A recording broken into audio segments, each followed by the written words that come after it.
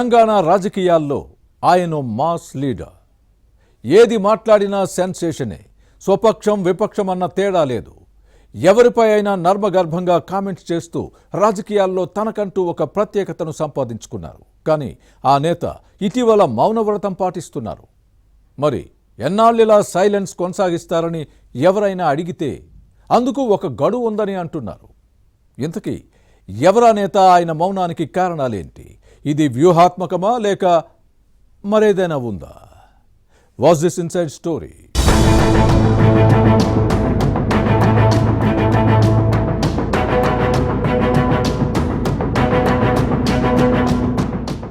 తూర్పు జయప్రకాష్ రెడ్డి అలియాస్ జగ్గారెడ్డి తెలంగాణ కాంగ్రెస్ నేత. రాజకీయ అరంగేట్రం చేసిన నాటి నుంచి నేటి వరకు భిన్నమైన పంధాతో ముందుకు సాగుతున్నారు. నలుగురు నడిచే దారిలో జగ్గారెడ్డి వెళ్లరు. ఎవరేమనుకున్నా తన రూటే సపరేట్ అన్నట్టుగా వ్యవహరిస్తారు. ఎప్పుడైనా ఎక్కడైనా నిర్మోహమాటంగా కుండ బద్దలు కొట్టినట్టు మాట్లాడడం అలవాటు. ఎవరో ఏదో అనుకుంటారని మొహమాటాలు అస్సలుండవు. రాజకీయ ప్రత్యర్థులపై తనదైన శైలిలో కామెంట్స్ చేస్తూ ఉంటారు. పాలిటిక్స్లో పరస్పర విమర్శలు, ఆరోపణలతో మాటల తూటాలు పేల్చుకోవడం సహజం. అలాంటి నేత ఇటీవల సైలెంట్ అవ్వడం రాజకీయ వర్గాల్లో చర్చనీయాంశంగా మారింది. జగ్గారెడ్డి ఏ పని చేసినా దాని వెనుక ఏదో ఒక వ్యూహం ఖచ్చితంగా ఉండే ఉంటుందని అంటారు. అయితే ప్రస్తుతం వ్యూహాత్మక మౌనం ఎందుకనే చర్చ సాగుతోంది.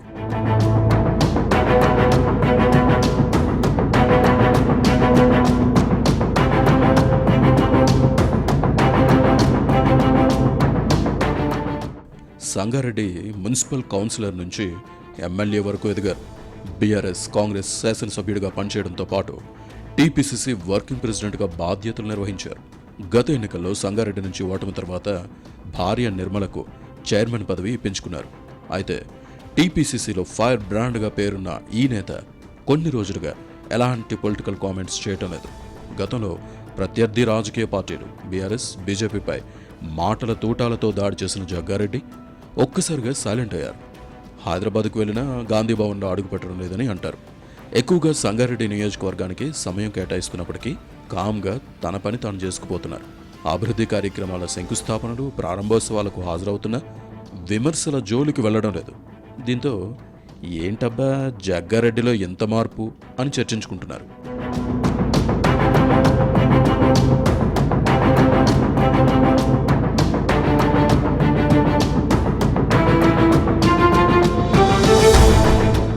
ఓవైపు కాళేశ్వరం ప్రాజెక్టుపై సిబిఐ విచారణ, బీఆర్ఎస్లో జరుగుతున్న పరిణామాలతో రాష్ట్ర రాజకీయాలు వేడెక్కుతున్నా జగ్గారెడ్డి మాత్రం మౌనవ్రతం పాటించడం ఎవ్వరికీ అంతు చిక్కడం లేదు. అయితే మరో 3 నెలల పాటు రాజకీయాలపై మాట్లాడకూడదని జగ్గారెడ్డి నిర్ణయించుకున్నారని సమాచారం. నవంబర్ లేదా డిసెంబర్ వరకు ఇదే సైలెన్స్ మెయింటైన్ చేయాలని భావిస్తున్నారు. ఇందుకు కారణం లేకపోలేదు. సంగారెడ్డి అభివృద్ధిపై ప్రత్యేక ఫోకస్ పెట్టారు. ముఖ్యమంత్రి రేవంత్ రెడ్డితో ఉన్న సాన్నిహిత్యంతో నిధులు తీసుకొచ్చే పనిలో ఉన్నారు. నియోజకవర్గ అభివృద్ధి పనులను పరుగులు పెట్టించాలనే ఉద్దేశంతోనే రాజకీయ విమర్శలకు దూరంగా ఉన్నారని అంటారు.